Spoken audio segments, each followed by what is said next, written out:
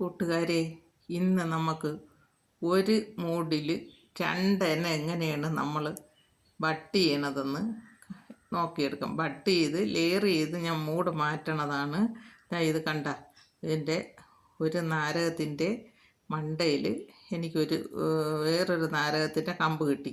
അപ്പോൾ അന്ന് എനിക്കെപ്പോഴും വേറെ ഒന്നും ചെയ്യാൻ ഞാൻ അത് ആ നാരകത്തിൽ കൊണ്ടുവന്ന് ബട്ട് ചെയ്ത് പിടിപ്പിച്ചപ്പോൾ അത് പൊടിച്ച് അതൊരു നല്ല പച്ചയിട്ട് ഒരു കവരമായിട്ട് അങ്ങനെ നിൽക്കുകയാണ്.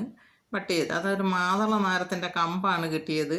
എൻ്റെ ഈ ഒടിച്ചു കുത്തിയ നാരകത്തിലാണ് ഞാൻ ബട്ട് ചെയ്ത് വെച്ചിരുന്നത്. അത് ഏകദേശം ഒരു വർഷമായി അതങ്ങനെ ബട്ട് ചെയ്തിട്ട്. ഇപ്പോൾ അത് പൊടിച്ച് അവർ കൊണ്ടുവന്നു. അപ്പോൾ അതിനെ ഞാൻ ലെയർ ചെയ്ത് ആ കൊണ്ടയിൽ ബട്ട് ചെയ്തതിൻ്റെ സ്വപ്പ കൂടെ താഴോട്ട് വെച്ചിട്ട് ആ ഒടിച്ചു കുത്തിയുടെ കൊണ്ടയും കൂടെ വെച്ച് മുകളിലോട്ടിരിക്കുന്നത് അതാണ് മാതളാരത്തിൻ്റെ കൊമ്പ്.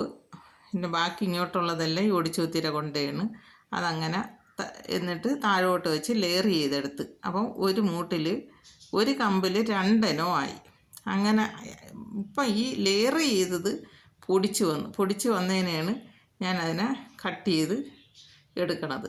അപ്പോൾ രണ്ട് കൊമ്പാണ് ഞാൻ ബട്ട് ചെയ്ത് വെച്ചിരുന്നത്. ആ രണ്ട് കൊമ്പും ബട്ട് ചെയ്തതിൻ്റെ മുകളിലിട്ട് ഈ ഇരിക്കുന്ന അവിടെ നിന്ന് ആണ് ബട്ട് ചെയ്ത് അങ്ങോട്ട് വെച്ചേക്കണത്. പിന്നെ താഴോട്ട് ലെയർ ചെയ്ത് എടുത്തപ്പോൾ ലെയർ ചെയ്ത കമ്പ് പൊടിച്ച് വേര് വന്നപ്പോഴാണ് ഞാൻ അതിനെ കട്ട് ചെയ്തെടുത്തത്. അപ്പോൾ ഇനി ഇതിനെ കൊണ്ട് നമ്മൾ പ്രത്യേകം നടുമ്പം ഈ ഒരു മൂട്ടിൽ രണ്ടെണ്ണവും വരും. ഇതിപ്പം ഒടിച്ചു കുത്തിയുണ്ടും മാതള നാരകമാണ് ഈ ഒരു കൊമ്പിലിരിക്കുന്നത്. ഈ മണ്ടയിലിരിക്കുന്ന ആ ഒരു കൊമ്പ് അത് മാതളത്തിൻ്റെ കൊമ്പാണ് നടുക്കിരിക്കുന്നത്. ഈ അടിയിലോട്ടുള്ള കമ്പ് രണ്ടും ഒടിച്ചു കുത്തിയ നാരകത്തിൻ്റെ കമ്പാണ്. അപ്പോൾ ഇനി ഇത് പൊടിച്ച് വരുമ്പം നമുക്ക് ഒരു മൂട്ടിൽ നിന്ന് രണ്ടെണ്ണവും കിട്ടും. അങ്ങനെയാണ് ഞാൻ ഇതിപ്പോൾ ചെയ്തെടുക്കണം. അതും അതല്ല, അന്ന് മാതള നാരകത്തിൻ്റെ കമ്പ് കിട്ടിയപ്പോൾ എനിക്ക് ഈ കൊണ്ടുവന്ന് ഇതിൽ ബട്ട് ചെയ്ത് പിടിപ്പിക്കാനേ ഒത്തുള്ളൂ. അപ്പോൾ അത് പൊടിച്ച് തിന്നപ്പോൾ ഇതിൻ്റെ ഇടയിൽ ഒരു കമ്പ് പൊടിച്ച് തിന്നാൽ നമുക്ക് കുറച്ചേ കായും കിട്ടുള്ളൂ.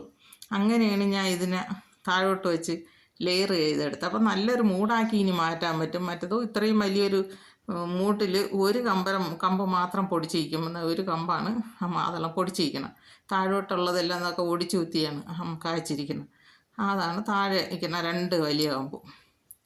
ഈ മുകളിലോട്ടുള്ളത് മാതളത്തിൻ്റെ കൊമ്പാണ്. അപ്പം ഇതിങ്ങനെ കൂട്ടത്തിൽ കൂടെ ഒരു കമ്പ് പൊടിച്ച് തരുമ്പോൾ നമുക്ക് ഒരു കമ്പിൽ നിന്നേ കായ് കിട്ടുകയുള്ളൂ.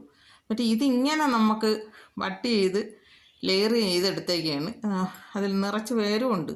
ഇനി ഇത് നമ്മൾ പ്രത്യേകം വെച്ച് പിടിപ്പിക്കുമ്പോഴത്തേക്ക് നമുക്ക് ഈ ഒടിച്ചുത്തി വേണ്ടെങ്കിൽ അത് വെട്ടിക്കളഞ്ഞാൽ ഇത് ഒറ്റ ഇതായിട്ട് കയറി വരികയും ചെയ്യും. നമുക്ക് ധാരാളം കായും കിട്ടും. ഇതുപോലെ എല്ലാവരും ചെയ്ത് നോക്കണം. ഞാനിത് ആ 3 കവറിലും ഇതുപോലെ ലെയർ ചെയ്ത് വെച്ചേക്കുന്ന തൈകളാണ് 3 കവറിലാക്കി വെച്ചേക്കുന്നത്.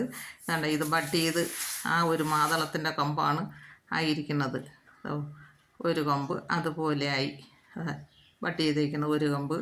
പുറത്തേൽ അതുപോലെ ഒരു കമ്പ് ബട്ട് ചെയ്തതാണ്. ബാക്കിയുള്ളത് വേറൊരു ഒടിച്ചു കുത്തിയാരെ. ഇത് ഒടിച്ചു കുത്തിയതിൽ അതിലൊന്നും ബട്ട് ചെയ്തിട്ടില്ല. അത് നാരങ്ങ കാച്ചിരിക്കുന്ന കൊമ്പ് തന്നെയാണ് ഞാൻ ലെയർ ചെയ്തെടുത്തത്.